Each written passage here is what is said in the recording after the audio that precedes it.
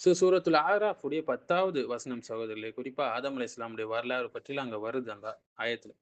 அதற்கும் நவீன காலத்துல இருக்கக்கூடிய பல வழி தவறிய வழிகெட்ட கோட்பாடுகள், உலக கண்ணோட்டங்கள், மெட்டீரியலிஸ்டிக் சித்தாந்தம், நாத்திகவாத சித்தாந்தம் இது எல்லாத்துக்கும் மறுப்பு பார்க்க போறோங்க. ஒரு பெரிய லிஸ்ட்டுக்கே. வலகத் மக்கன்னாக்கும் ஃபில் அர்தி வஜஅல்னா லகும் ஃபீஹா மஆயிஷ கலீலம் மா தஷ்குரூன் என்று அல்லாஹ் சொல்றான். நிச்சயமாக நாம இந்த பூமியில உங்கள நிலைநிறுத்தணும். மேலும் அதில் உங்களுக்கான வாழ்வாதாரத்தையும் நம்ம அமைச்சு குடுத்தோம். ஆனா நீங்க மிக குறைவாகவே நன்றி செலுத்துகிறீர்கள் என்று அல்லாஹ் சுப்ஹானஹு வ தஆலா சொல்லி காட்டுறான். சூரத்துல் ஆராஃப் உடைய 10வது வசனம். இந்த ஒரு வசனம் மட்டும் நவீன உலகத்துடைய பல ஏத்திஸ்டிக் நாத்திகவாதம் மற்றும் மெட்டீரியலிஸ்டிக் பொருள் முதல்வாத தத்துவங்கள், மெட்டீரியலிசம் தத்துவங்களுக்கு வலுவான மறுப்பாக இருக்குன்னு சொல்லலாங்க. அல்லாஹ் மனிதனை வந்து பிரபஞ்சத்துடைய எதிரி என்று போர்ட்ரே பண்ணல குரான்ல. அது மனிதனை வந்து ஒரு அர்த்தமற்ற உயிர் என்று போர்ட்ரே பண்ணல. அப்படி காட்டல. மாறாக வந்து அது ஒரு பிளைண்ட் எவல்யூஷன் ஆக்சிடென்ட் என்று காட்டல. காஸ்மிக் ஸ்ட்ரகிள்ல தான் இவன் சிக்கியவன் இந்த மனிதன் என்றும் அவன் சொல்லல. மாறாக பூமியில இந்த மனிதன் நிறுவப்பட்டவன். அவனுக்கான வாழ்வாதாரம் அந்த பூமியில அவனுக்கு கொடுக்கப்பட்டிருக்கு. பொறுப்போடு வாழக்கூடியவன் அவன். மேலும் அல்லாஹ்வுடைய படைப்பில் அர்த்தமுள்ள இடம்பெற்ற ஒரு படைப்பு தான் இந்த மனிதன் என்பது. அல் குர்ஆனுடைய பார்வையில நம்ம வந்து மனிதன்னா யாரு? பிரபஞ்சம்னா என்ன? மற்றும் நவீன ஜாஹிலியா சித்தாந்தங்கள் இருக்குல்ல. தவறான உலக கண்ணோட்டங்கள். அது எல்லாத்திற்கும் நம்ம வந்து தெளிவான ஒரு மறுப்ப நம்ம பார்க்க போறோம். எது சரியான நிலைப்பாடு என்பத பார்க்க போறோங்க. அல்லாஹ்வுடைய அர்த்தமுள்ள ஒரு படைப்புகள்ல ஒன்றுதான் மனிதன். அல்லாஹ்வுடைய எல்லா படைப்புகளும் அர்த்தம் உள்ளது. ஆனா, இன்னைக்கு நம்ம நவீன காலத்துல பார்க்கலாம் இல்லைங்களா? மேன் வெர்சஸ் நேச்சர் அப்படின்னு ஒரு வேர்ல்ட் வியூவ கொண்டு வராங்க. இது மோசமான ஒரு வேர்ல்ட் வியூ. இந்த தத்துவம் என்ன சொல்லுதுன்னா, மனுஷன் வந்து இயற்கைக்கு எதிராக போராட வேண்டும் என்று சொல்லிக் குடுக்குது. ஆனால் குர்ஆன் என்ன சொல்லுது? "ஹுவல்லதீ ஹலகலக்கும் மா ஃபில் அர்தி ஜமீஆ" பூமியில் உள்ள அனைத்தையும் உங்களுக்காக தான் அவன் படைத்தான் என்று சொல்லுது. சூரத்துல் பக்ராவுடைய 29வது ஆயத். "வசஹ்ஹர லக்கும் மா ஃபிஸ் ஸமாவாதி வ மா ஃபில் அர்த்" வானங்களிலும் பூமியில் உள்ள அனைத்தையும் உங்களுக்காக வசப்படுத்தி கொடுத்தான் என்று சூரத்து ஜாசியால 13வது வசனத்துல வருது. அதனால மனுஷன் வந்து நேச்சரை, இயற்கையை எதிர்த்து காஸ்மிக் வார்லாம் செய்யல. அல்லாஹ் அமைத்த சட்டங்களை அறிந்து அதை பயன்படுத்துறான். பொறுப்புணர்வோடு. இன்னைக்கு நம்ம பார்க்கலாம். விமானம் பறப்பது வந்து கிராவிட்டிக்கு எதிரான ஒரு போர் போர் போர் கிடையாது. கிராவிட்டியுடைய சட்டத்தை புரிந்து கொண்டு மனுஷன் அத சரியா பயன்படுத்துறான். விவசாயம் வந்து நேச்சருக்கு எதிரான ஒரு ரிபல்லியன் கிடையாது. இயற்கைக்கு எதிரான ஒரு ரிபல்லியன் கிடையாது. மாறாக அல்லாஹ் உருவாக்கிய மண், அல்லாஹ் கொடுத்த நமக்கு நீர், அல்லாஹ் கொடுத்த விதை, இந்த சைக்கிளை பயன்படுத்தி பலன் பெறுகிறான். 2வது பார்த்தீங்கன்னா, செக்குலர் ஹியூமனிசம்க்கு இது ஒரு மறுப்பு இந்த ஆயத்து. செக்குலர் ஹியூமனிசம்னா என்னன்னா, மனுஷன் தன்னைத்தானே ஒரு அல்டிமேட் அத்தாரிட்டி என்று சொல்லுது. அதுதான் செக்குலர் ஹியூமனிசம். "இனில் ஹுக்மு இல்லா லில்லாஹ்" அல்லாஹ் சுப்ஹானஹு வ தஆலா சொல்றான். அதிகாரம் அல்லாஹ்வுக்கே உரியது. சூரா யூசுஃபுடைய 40வது ஆயத். மனிதன் வந்து ஒரு அட்டானமஸ் காட் கிடையாதுங்க. இறைவன் கிடையாது. மாறாக அவன் ஒரு அடிமை. அல்லாஹ்வுடைய அடிமை. ஒரு கலீஃபா இந்த பூமியில. அல்லாஹ் சொல்றான், "இன்னி ஜாயிலும் ஃபில் அர்தி கலீஃபா" இந்த பூமியில ஒரு பிரதிநிதியை நான் ஏற்படுத்த போறேன் அப்படின்னு சொல்றான். சூரத்துல் பக்ராவுடைய 30வது ஆயத். இஸ்லாம்ல மனிதனுக்குன்னு ஒரு கண்ணியம் இருக்கு. ஆனா மனிதன் வந்து டிவைன் அத்தாரிட்டி கிடையாது. சரிங்களா?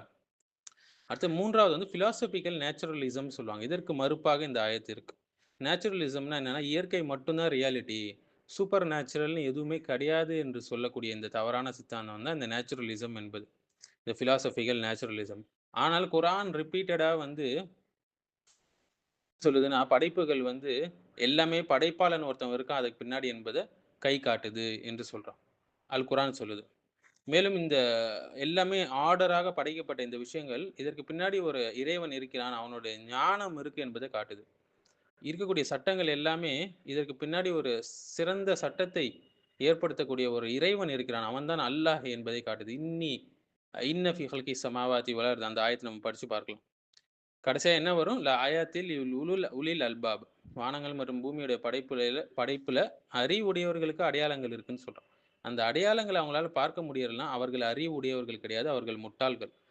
ஆல இம்ரானுடைய 190வது ஆயத். நம்ம தினம் தூங்குறதுக்கு முன்னாடி ஓதக்கூடிய ஒரு ஆயத். அல்லாவை நெகேட் செய்யல. சயின்ஸ் வந்து அறிவியல் வந்து அல்லாவை நெகேட் செய்யல. அல்லாஹ்வுடைய சயின்ஸை அந்த அத்தாட்சிகளை கண்டுபிடிக்குது. அடுத்து மெட்டீரியலிசம்க்கு மறுப்புங்க இந்த ஆயத்து. எப்படின்னா, மெட்டீரியலிசம்னா என்னன்னா, மேட்டர் மட்டும் தான் ரியாலிட்டி என்று சொல்லுது மெட்டீரியலிசம். ஆனா மனிதன் வந்து உடல் மட்டும் கிடையாதுங்க. ஆத்மா கொண்ட ஒரு படைப்பு. "வ நஃபக்து ஃபீஹி மிர் ரூஹி" அதில் என் ஆவியிலிருந்து ஊதினேன் என்று சூரத்துல் ஹிஜ்ர்ல வருது. அல்லாஹ் சுப்ஹானஹு வ தஆலா சொல்றான். மெட்டீரியலிசம்ல வந்து மொராலிட்டிய எக்ஸ்ப்ளைன் பண்ண முடியாது. கான்ஷியஸை முழுமையாக எக்ஸ்ப்ளைன் பண்ண முடியாது. பர்ப்பஸ் மனிதனுடைய நோக்கம் அதை எஸ்டாப்ளிஷ் செய்ய முடியாது. அடுத்து மெக்கானிஸ்ட் யூனிவர்ஸ் தியரின்னு சொல்லுவாங்க. இதற்கான மறுப்பாக இந்த ஆயத்து இருக்கு. அதாவது யூனிவர்ஸ் வந்து ஒரு பிளைண்ட் மிஷின் என்று சொல்லுது இந்த தியரி.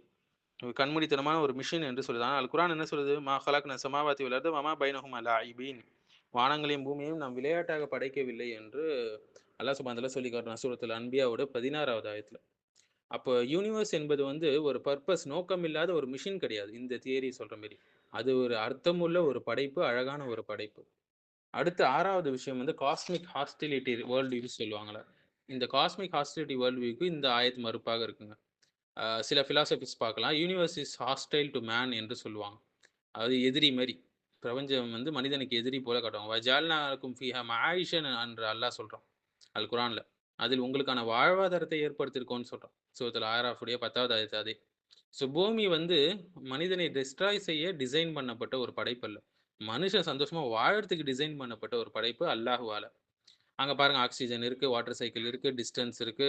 இன்னும் நெறைய இருக்கு. அனிமல்ஸ் இருக்கு, மண் மண் வளம் இருக்கு. இது எல்லாமே சந்தோஷமா மனுஷன் வாழ்றதுக்காக அல்லாஹ் போட்ட ஒரு டிசைன். ஸோ இந்த தியரிக்கு மறுப்பு குடுக்குது இந்த ஆயத்து. அடுத்து எக்ஸிஸ்டென்ஷியலிசம்க்கு ஒரு மறுப்பு இந்த ஆயத்து. எக்ஸிஸ்டென்ஷியலிசம் உடைய சில வடிவங்கள் என்னன்னா, life has no objective meaning என்று சொல்லுவாங்க. எந்த ஒரு ஒரு நோக்கமும் இல்ல சொல்லுவாங்க. ஆனா குர்ஆன் என்ன சொல்லுது? அஃபஸிப்தும் அன்னமா கலக்னாக்கும் அபஸா, நாம் உங்களை வீணாக படைச்சோம் என்று நினைக்கிறீங்களா என்று சொல்லுது. சூரத்துல் மூமினூனுடைய 115வது ஆயத்து. ஸோ மனித வாழ்க்கைக்குன்னு ஒரு நோக்கம் இருக்கு. ஒரு அக்கவுண்டபிலிட்டி இருக்கு. ஒரு ஒரு திசை இருக்கு. ஆகிரத் இருக்கு. எல்லாமே இருக்கு. எக்ஸ்டின் எக்ஸிஸ்டென்ஷியலிசம் சொல்ற மாரி எந்த ஒரு அப்ஜெக்டிவ் மீனிங்கும் கிடையாது என்பது போல அல்ல. அடுத்தது சோசியல் டார்வினிஸ்ட் ஸ்ட்ரகிள் என்று சொல்லுவாங்க. இந்த பிலாசபிக்கு ஒரு மறுப்பு இந்த ஆயத். Survival of the fittest, strongest என்ற சொசைட்டிக்கு அப்ளை செய்யுது இந்த தவறான கண்ணோட்டம். ஆனா இஸ்லாம் வந்து பலவீனர்களை பாதுகாக்குது. கருணை காட்ட சொல்லுது.